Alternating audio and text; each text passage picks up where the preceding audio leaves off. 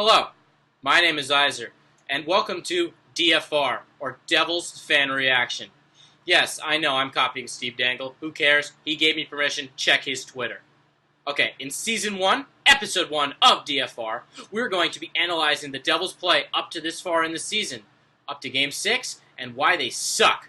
They're 0-4-2. They suck, they suck, they suck. They blew 2 3-goal leads, and yes, I'm going to say it again, they suck. So in this episode, we're going to be covering why I think John Hynes or another member of the coaching staff should be fired, why Miles Wood should be traded, or at least repositioned somewhere in the lineup so he doesn't end up taking 17.5 penalties per game, and why I think Nikita Gusev is not a fourth-line NHL player like John Hynes says he is.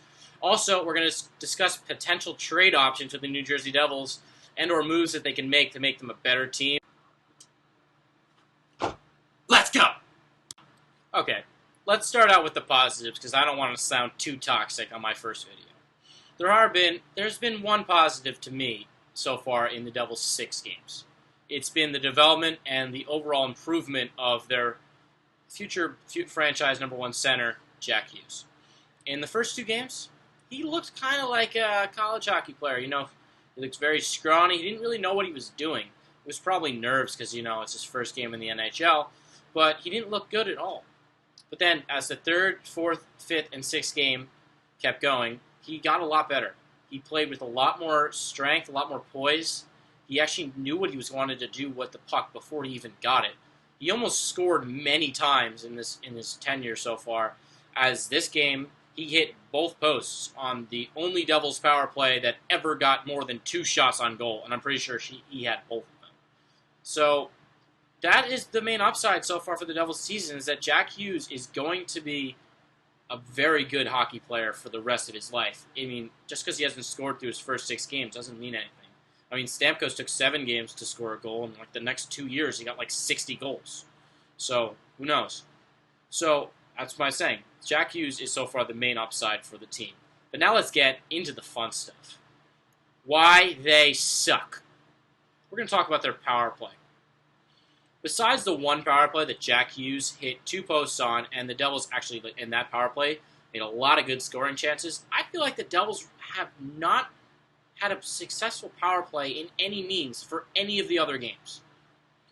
Well, they are 0-16, or at least 0-16, 0-17 as far as I know so far, and they suck. I'm pretty sure they've gotten more shorthanded goals scored on them on their power play than they have power play goals, as they haven't scored yet. The main reason I feel is that they're not shooting. You know, it sounds stupid enough, like when fans cheer, "Shoot the puck!" And hockey players are like, "Duh, I know to shoot the puck." I don't know if the Devils do. I don't know if that's their coaching's fault. Whoever's in charge of their power play should be fired. I don't know if John Hynes is telling them to just pass the puck around like it's the mystical umbrella. But, you know, shoot the fucking puck! Milk. So I feel the Devils' power play needs to be changed. First of all, why is Wayne Simmonds on the first power play? I mean, no, he's been playing decent for the Devils, but he's not in front, and he's not doing anything. Especially considering the Devils aren't shooting the puck. Whole reason why Wayne Simmonds is on the power play is to create havoc in front of the net. And if you're not shooting the puck, how is he going to do his job? So I feel that the power play should be reoriented, and I don't feel Jack Hughes should be on the first power play because he's not good at faceoffs. Travis Zajac is our number 1 player at faceoffs, so I think he should center the first power play for the Devils. Wings, obviously Hull on the right side if you want him to get that one-time option, and then on the left side, I still think you should put Nico Hischier.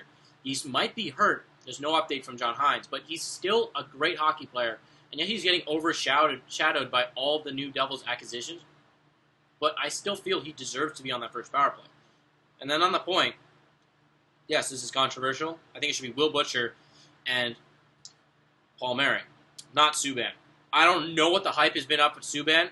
Yes, I love him off the ice, but I don't know what's wrong. He does not look like a good hockey player. He's not the same hockey player that he was when he played for the Montreal Canadiens, or that he was for the short tenure he did on the Nashville Predators. He's not looking good. Every time he gets the puck, I feel like he loses it. I have no idea what his advanced stats are, or no idea how any of his other analytics looks like, but he just does not look like a good hockey player. So I think they should demote him to the second line power play. And yes, he has that booming shot, but especially considering John Hines' whole system is about passing it back and forth, why is he even on there if he's not going to shoot the puck? Palmieri has the best shot on the team. Put him on the left point side if you're doing the umbrella, the left wing, and just have him shoot it. I remember watching the Devils last year, their first 4 games, Palmieri had 7 goals.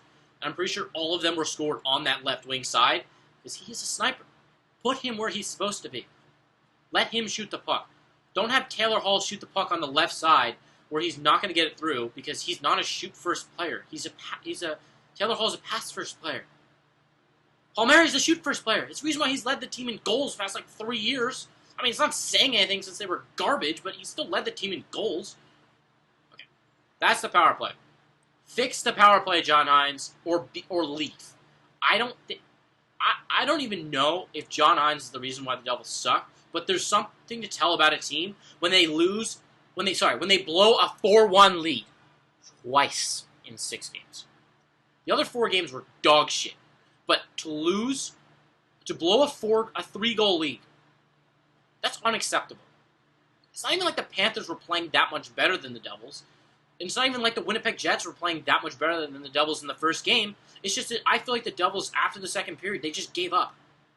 Both times, the other team scored within a minute left after the second period, and that kind of just carried into the momentum into the locker room. And John Hines was like, oh yeah, let's just keep playing like we do, and we'll be good in the third period.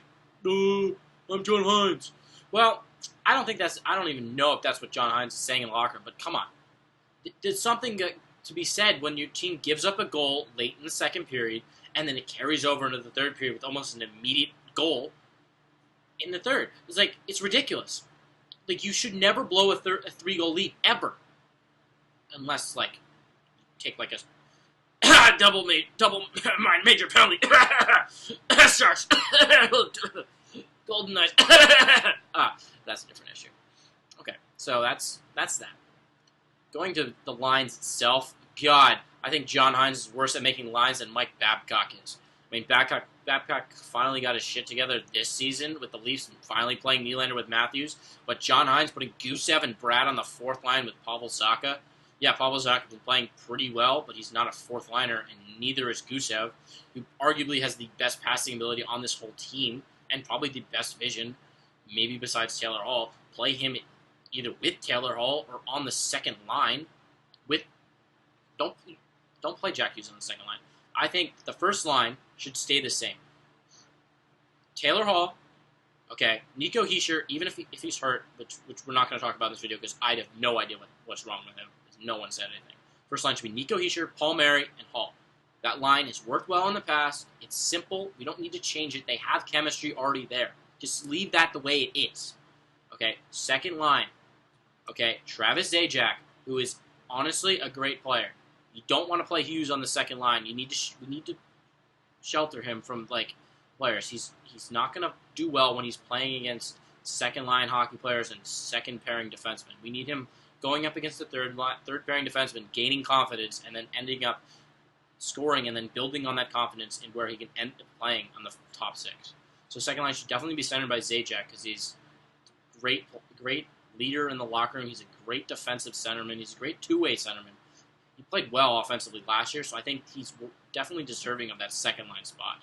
Second line spot has to be played with Gusev, has to be on that second line.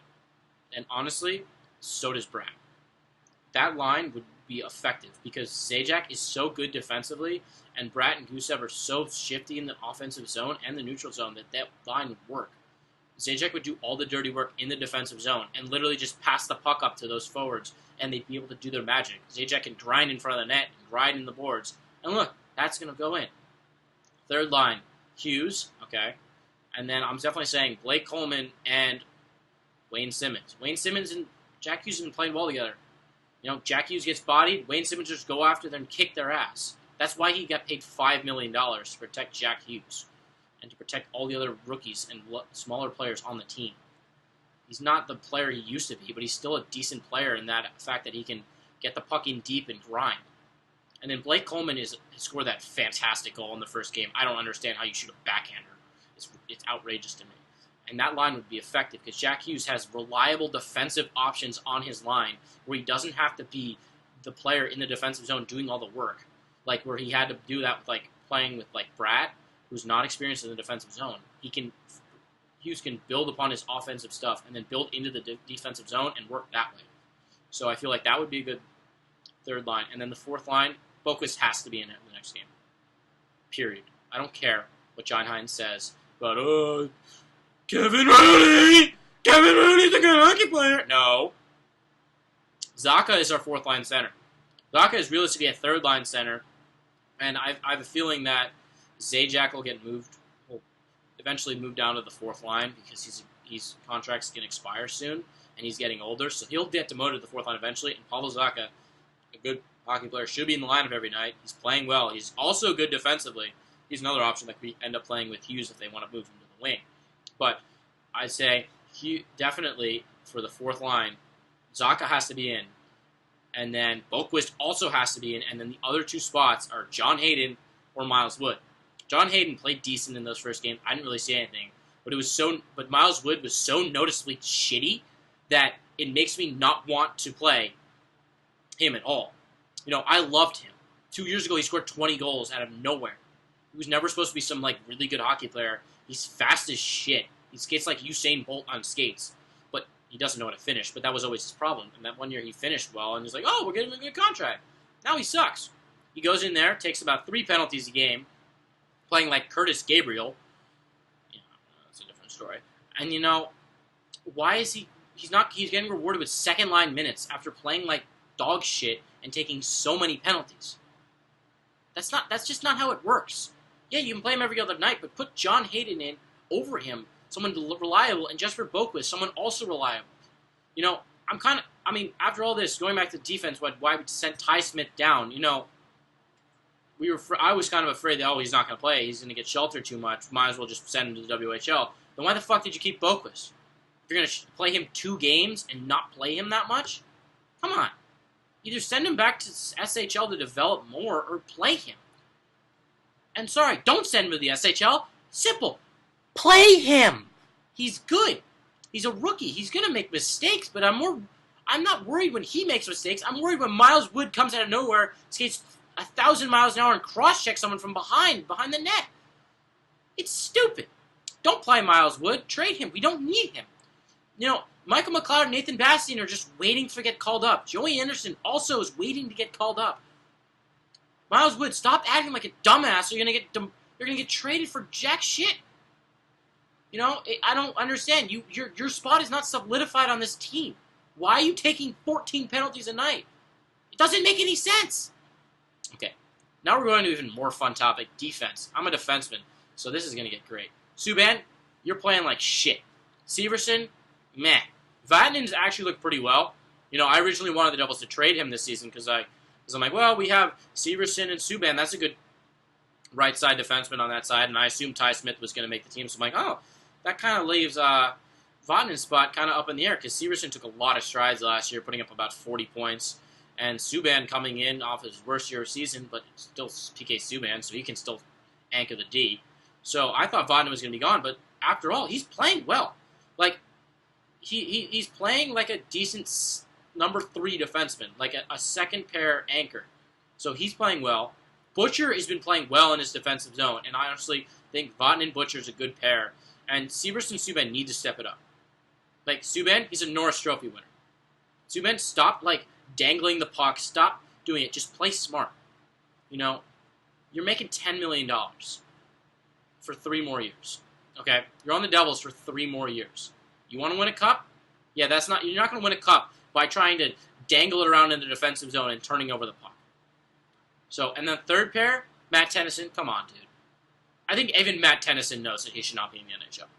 Connor Carrick is fine as a 6 or a 7, but even then he's looked shaky at times, but that's probably because he's rusty. He's not playing that much. He's not used to playing because, John Hines played him for Mirka Mueller in the first game.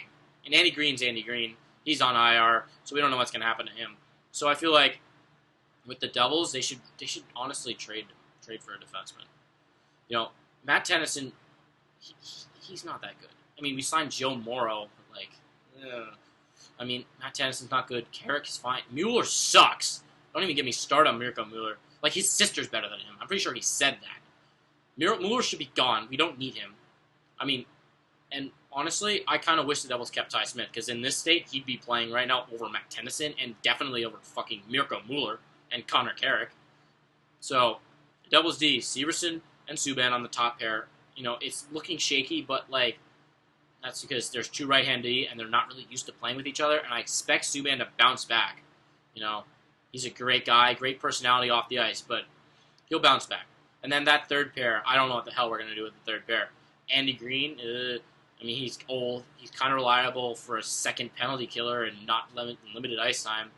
Connor Carrick is reliable, but, you know, I feel like he steps up into the play too much, and he's not good enough defensively where he can get back and cover for his own ass. So I feel like the Devils are definitely trying to pursue someone. Off the top of my head, I'm kind of thinking someone like maybe on Anaheim. You know, Hampus Lindholm, a left-hand D. Someone that could play on the left side, top pairing. Bump Severson or Vatanen down to the third pair. Because, like, you know, you can have three good pairs. There's no such thing as right-hand D. Too many right-hand defensemen on your team. Ask the Leafs. They just finally got their first good one in, like, the last 17 effing years. And look what they're. Tyson Barrie, he's really good. You know why? Because he's a right-hand D. So we have three right-hand D. You get you get Hampus Lindholm, because, you know, Ducks aren't really supposed to be good this year, so I thought he was on the trade block. You play him with Subban. You play Butcher with Vatanen. You play Severson on the third pairing with Andy Green, because Severson's played well with Green in the past. You keep Connor Carrick as your 7. He's a good guy. He's reliable and can play when Green needs to take a break.